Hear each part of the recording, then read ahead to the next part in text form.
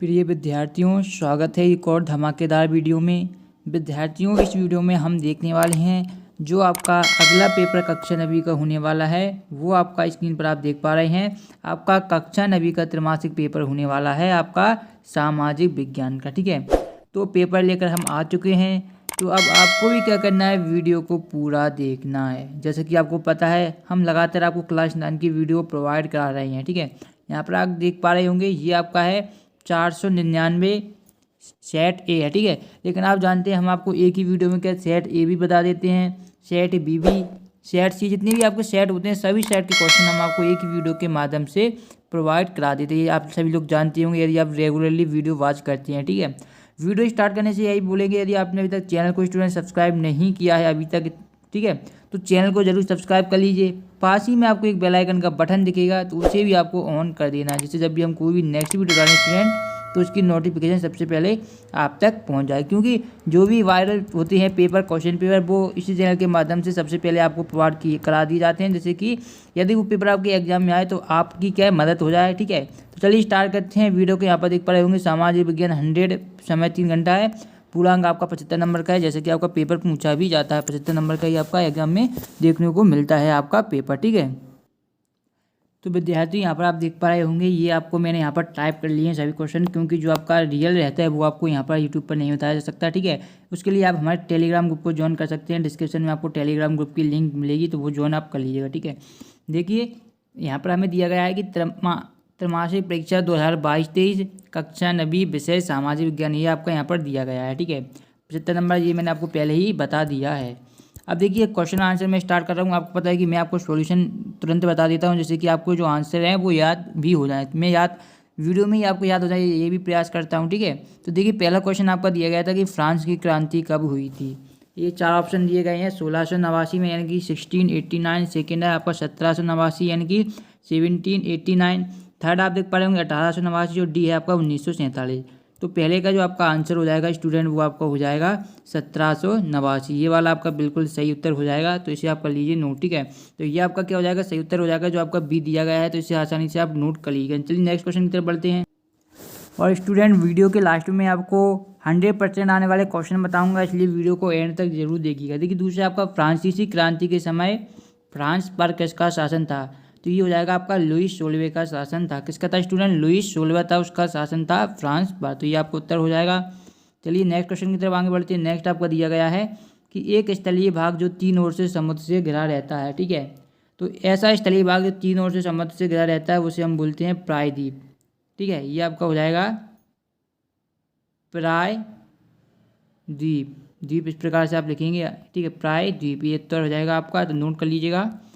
आगे next question देखें, तो नेक्स्ट आप देखिए, पूर्वी घाट का सर्वोच्च शिखर है, तो पूर्वी घाट का सर्वोच्च शिखर हमें बताना है। ऑप्शन आपके हैं अनाईमुड़ी, महेंद्रगिरी, कंचनजंगा और खासी। तो ये आपका जो आंसर हो जाएगा वो आपका स्टूडेंट हो जाएगा महेंद्रगिरी। ठीक है, ये महेंद्रगिरी क्या है आपका, जो पूर्वी घाट है उसका सबसे बड़ा क्या है आपका शिखर है, सर्वोच्च ऊंचा भी हम बोल सकते हैं। आगे देखिए, आगे आपको दिया गया है इनमें से कौन स्थायी पूंजी नहीं है, तो जो बीज है आपकी क्या है, वो स्थायी पूंजी आपकी नहीं है, तो ये आपको कर लेना है। फिर अगले की बात करें, अगला आपको दिया गया था निम्नलिखित में से कौन अस्थायी कार्यशील पूंजी है, तो हमें क्या अस्थायी कार्यशील पूंजी के बारे में यहाँ पर बताना है। तो ये यहाँ पर ऑप्शन आप देख पा रहे होंगे, तो इसका जो आपका आंसर हो जाएगा वो आपका हो जाएगा नगद रुपया। तो ये नगद रुपया होता है, ये अस्थायी पूंजी होती है। चलिए आगे देखते हैं। अब हमारे यहाँ पर रिक्त स्थान आएंगे, तो रिक्त स्थानों को ध्यान से देखिएगा। ठीक है, ये आपको 6 अंक के रिक्त स्थान होने वाले हैं। पहला आपका दिया गया है कि फ्रांस की महिलाओं को मताधिकार सन में प्राप्त हुआ, तो ये उन्हें 21 अक्टूबर 1945 को क्या है, जो फ्रांस की महिलाएं थी उन्हें मत देने का अधिकार, यानी कि उन्हें जो वोट देने का अधिकार होता है वो उन्हें 21 अक्टूबर 1945 को ही मिला था। ठीक है, दूसरा आपका दिया गया था 1800 साल में खालिस्तान ने खुद को फ्रांस का सम्राट घोषित कर दिया, तो ये जो नेपोलियन था, ठीक है, जो नेपोलियन था इसने क्या किया था, 1804 में खुद को क्या कर दिया था, फ्रांस का सम्राट घोषित कर दिया था, तो ये आंसर हो जाएगा आपका नेपोलियन। फिर दिया गया था आपका प्रथम विश्व युद्ध की शुरुआत खालिस्तान में हुई थी, तो प्रथम विश्व युद्ध की शुरुआत आपकी हुई थी 28 जुलाई 1914 को प्रथम विश्व युद्ध की आपकी शुरुआत हुई थी। फिर आता है खालिस्तान भारत को दो बराबर भागों में बांटती है, तो ये कर्क रेखा है जो भारत को दो बराबर भागों में बांटती है, तो ये आपका उत्तर हो जाएगा। फिर आता है भारत और श्रीलंका के बीच खाड़ी है, तो भारत और श्रीलंका के बीच आपकी मन्नार की खाड़ी है।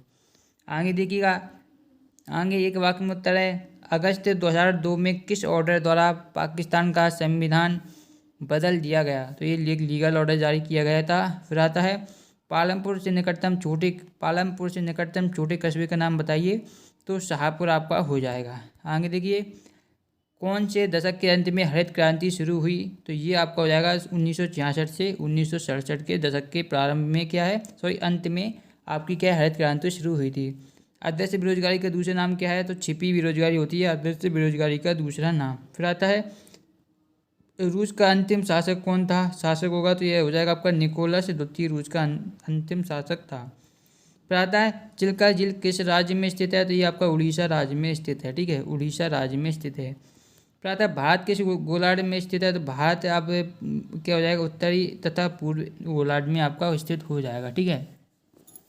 तो ये आपके यदि आपसे ये पूछा जाए, यदि आपसे खालिस्तान में पूछा जाए, इस प्रकार से मैं आपको लिख के बता देता हूँ भारत, ठीक है, खालिस्तान आपको यहाँ पर दे दिया जाए, ठीक है, फिर आपको पूछा जाए गोलार्ध में स्थित है, गोलार्ध में स्थित है, ठीक है, तब आपको इस खालिस्तान में क्या भरना है, तब आपको लिखना है उत्तरी, ठीक है, तब आपको केवल उत्तरी ही लिख के आना है, ये बात ध्यान रखिएगा, ठीक है। ये तो ये आपका आंसर हो गया। अब सही जोड़ियाँ दी गई हैं तो इनको देखिए, इनके भी आंसर आप देख लीजिए यहाँ पर, इसको मैं थोड़ा आपको दिखा देता हूँ, ठीक है, ये आपकी सही जोड़ियाँ दी गई हैं।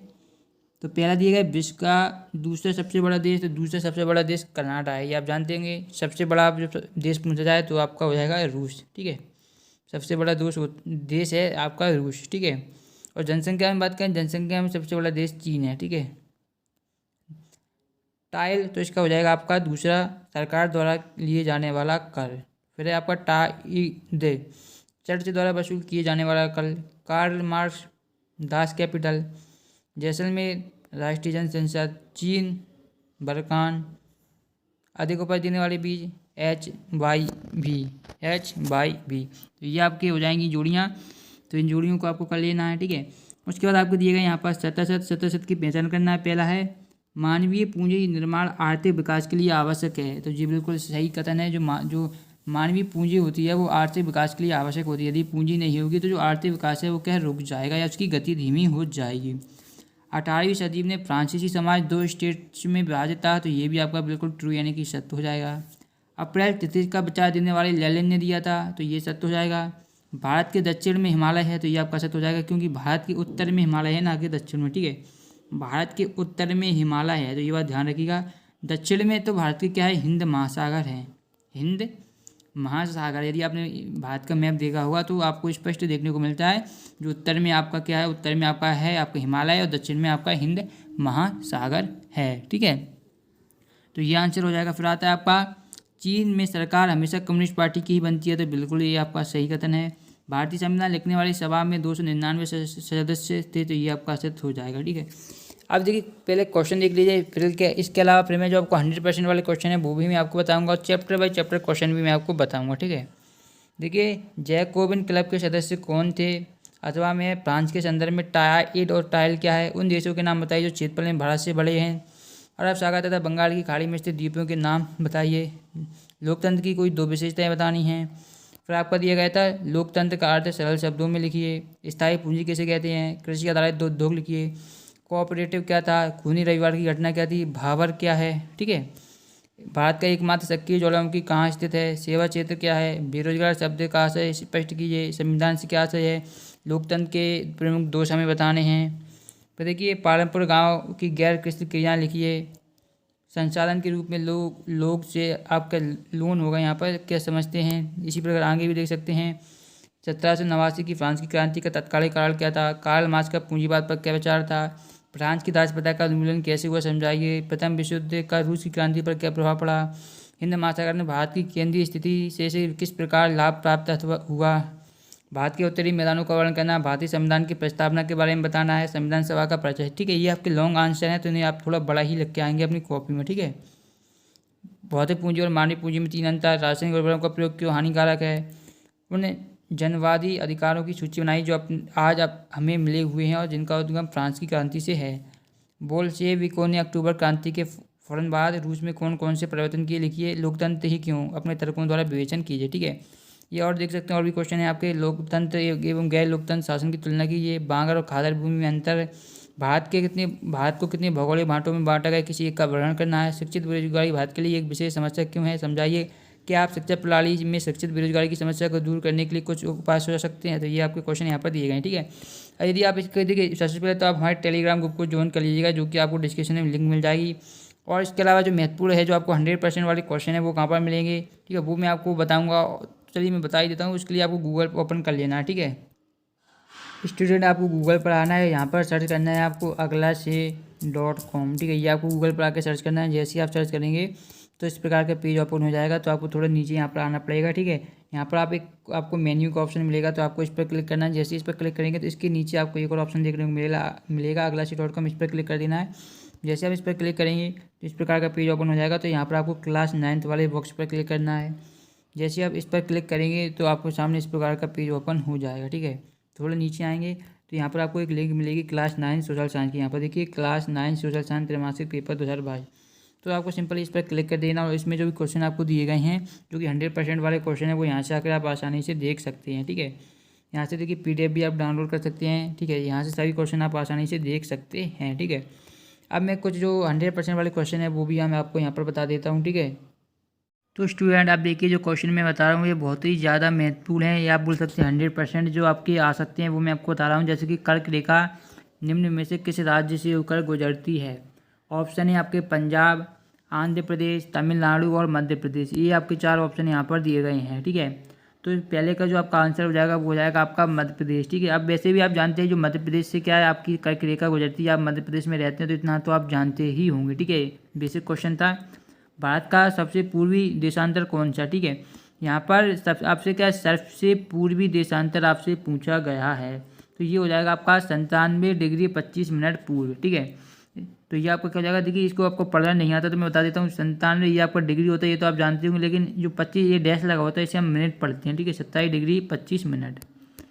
थर्ड दिया गया था पश्चिमी बंगाल, असम, मेघालय, त्रिपुरा और मिजोरम की सीमा किस देश को स्पर्श करती है। ठीक है, आपको यदि मैप पता होगा तो ये जो यहाँ पर जो बांग्लादेश है यहीं से इसी प्रकार की ये सीमा क्या है मैच करती हैं। तो ये जो आपका आंसर हो जाएगा वो हो जाएगा आपका बांग्लादेश। ठीक है, क्या हो जाएगा स्टूडेंट, आंसर बांग्लादेश आपका हो जाएगा। नेक्स्ट आपका दिया गया था संसार में क्षेत्रफल की दृष्टि से भारत का स्थान है। तो यदि आपसे पूछे क्षेत्रफल की दृष्टि से भारत का स्थान, तो ये आपका क्या हो जाएगा 7वां हो जाएगा। चौथे का क्या है B है। ठीक है, भारतीय भूखंड एशिया महाद्वीप के किस क्षेत्र में स्थित है।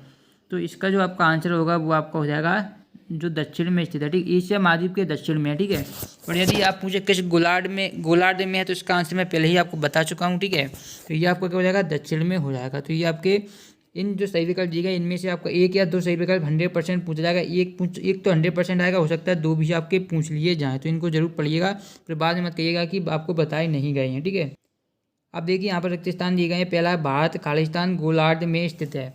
तो भारत जो गोलार्ध में स्थित है वो मैंने आपको बता दिया था, फिर बता देता हूँ। भारत उत्तरी गोलार्ध में स्थित है। सेकेंड है कर्क रेखा खालिस्तान भारत को भागों में बांटती है। तो कर्क रेखा भारत को 2 बराबर भागों में बांटती है, तो यहाँ पर आपको 2 कर देना है। ठीक है, फिर दिया गया था आपका क्षेत्रफल की दृष्टि से भारत से अधिक क्षेत्रफल वाले देशों का है। तो क्षेत्रफल की दृष्टि से भारत से अधिक क्षेत्रफल क्या है 6 देशों के हैं, क्योंकि भारत का 7वां स्थान है, तो 6 ही हैं ऐसे जो भारत से अधिक क्षेत्रफल वाले देश हैं। 6 हो जाएगा इसका आंसर। ठीक है, चलिए आगे के देखते हैं। जो कि आगे दिया गया है आपका हिमालय पर्वत है। तो हिमालय आप देख सकते हैं नवीन बलित पर्वत है। कैसा है, एक नवीन बलित पर्वत है। और भारत में राज्य और केंद्र शासित प्रदेश हैं, तो 28 राज्य और 9 केंद्र शासित प्रदेश आपके हैं। तो ये आपका उत्तर हो जाएगा। ठीक है, अब यहाँ पर एक शब्द वाक्य में उत्तर यहाँ पर दिए गए हैं, तो इनको देखिए। जैसे कि पहला आपका दिया गया है कि भारत का क्षेत्रफल विश्व के भौगोलिक क्षेत्रफल का कितने % है। तो भारत का क्षेत्रफल है वो विश्व के भौगोलिक क्षेत्रफल का 2.4% है, यानी कि 2.4%। ठीक है, भारत की स्थलीय सीमा की लंबाई लिखिए। तो भारतीय स्थलीय सीमा की लंबाई है 15,200 किलोमीटर। ठीक है, थर्ड है भारत की समुद्री सीमा की लंबाई बता दी है। फोर्थ है आपका तो स्थलीय सीमा की है। अब समुद्री सीमा की बताऊँ, समुद्री सीमा की आपकी हो जाएगी 7,516.6 किलोमीटर। ठीक है, ये थर्ड का आंसर हो जाएगा। सेकंड का पहले बताया था, भारत और श्रीलंका के मध्य स्थित खाड़ी का नाम है, तो ये मैं पहले ही बता चुका हूँ। बहुत ही महत्वपूर्ण क्वेश्चन है, इसे जरूर याद कर लीजिएगा। अभी मन्नार की खाड़ी है भारत और श्रीलंका के बीच। ठीक है, भारत के पूर्व में स्थित खाड़ी का नाम लिखिए, तो भारत के पूर्व में स्थित खाड़ी है वो है आपकी बंगाल की खाड़ी। बंगाल की खाड़ी ये हो जाएगा। प्रातः कर्क रेखा किन राज्यों से होकर गुजरती है, तो कर्क रेखा किन राज्यों से होकर गुजरती है, तो ये आपका छठा क्वेश्चन दिया गया है। तो कर्क रेखा टोटल 7 राज्यों से होकर गुजरती है। ठीक है, यदि आपसे नाम पूछा जाए तो आपको नाम भी याद करने चाहिए। ठीक है, प्रातः गुजरात और अरुणाचल प्रदेश में समय में कितने घंटे में अंतर होता है, तो 2 घंटे का अंतर होता है। गुजरात और अरुणाचल प्रदेश में कितने घंटे का होता है, 2 घंटे का होता है। ठीक है, फिर आता है 8वां कि अरब सागर तथा बंगाल की खाड़ी में स्थित द्वीपों के नाम लिखिए, तो एक आपका हो जाएगा लक्षद्वीप, और एक आपको हो जाएगा वह अंडमान निकोबार। ठीक है, अंडमान निकोबार द्वीप समूह, तो ये आपका हो जाएगा आंसर, तो इन्हें नोट कर लीजिएगा। ठीक है, देखिए नेक्स्ट की बात करें। नेक्स्ट आपका दिया गया है उत्पादन की आवश्यकता है, श्रम को, भूमि को, भौतिक पूंजी या मानव पूंजी। तो जो उत्पादन की स्टूडेंट आवश्यकता है वो है भूमि। उत्पादन के लिए आपको किसकी आवश्यकता होती है, भूमि की आवश्यकता होती है, तो आंसर हो जाएगा भूमि। फिर है पालमपुर में गैर कृषि क्रियाएं हैं, परिवहन, दुकानदारी, लघु विनिर्माण या उपरोक्त सभी, तो इसका आपका आंसर हो जाएगा उपरोक्त सभी। ठीक है, जो मुख्य पालमपुर में है वो कृषि है, लेकिन जो गैर कृषि क्रियाएं हैं वो आपकी परिवहन भी है, दुकानदारी भी है, लघु विनिर्माण भी है, उपरोक्त सभी है, तो ये आपका आंसर हो जाएगा डी वाला, उपरोक्त सभी। ठीक है विद्यार्थियों, नेक्स्ट है आपकी भूमि मापने की इकाई है मीटर, नाली, हेक्टेयर या सभी गलत, तो इसका जो आपका आंसर हो जाएगा वो तीसरे का हो जाएगा सी, हेक्टेयर। ठीक है, चौथा है भारत में हरित क्रांति का उदय हुआ, तो ये हो जाएगा बी, जो कि है 1960 में हुआ था हरित क्रांति का उदय। अब देखिए यहाँ पर सतह दिए गए हैं, तो देखिए स्थायी भूमि के उदाहरण औजार, मशीन, भवन, तो ये सत्य हो जाएगा। खेती पालमपुर की मुख्य क्रिया, तो ये सत्य हो जाएगा। पालमपुर के निकट कस्बे का नाम शाहपुर था, ये भी सत्य हो जाएगा।